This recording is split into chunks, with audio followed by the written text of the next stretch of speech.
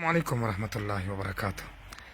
ټولو متدینو معززو مسلمانانو ته، خصوصا زمونږ افغانان غیر قوم ته یو ناشنا خبر چې انشاءالله زما خو دا ګمان دی چې چا به نه وي اورېدلی.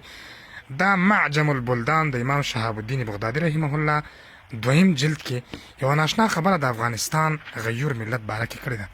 تاسې وګورئ دغه 400 اوله صفحه او د ملک باره کې چې کوم لګیا دی 4,140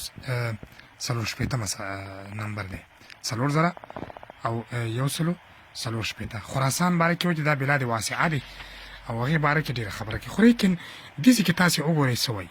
وقد روي عن شريك بن عبد الله انه قال خراسان كنانة الله. خراسان د اله العالمین سنگر دی، اضافه تشریفی دی.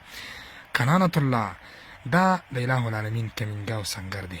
اذا غضب یعنی غضب فاعل الله تراجع دی، ضمیر الله تراجع دی.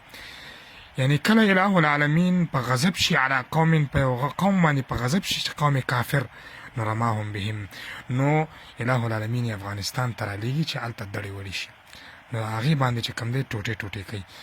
نو مطلب دا دی چې کم یو کافر ملک کم یو کافر قوم افغانستان ته راشي نو مطلب دا اله العالمین ورته په غضب وي. نو دا یو لوی بشارت دی چې د پخوا نه د افغانانو د غیوریت ټولو خلکو ته مسلم، د هغې چې کوم دی جنګي قوه هغه هم ټولو ته مسلم. معجم البلدان دا کتاب دی، نوم د ځان نوم مه هېروئ.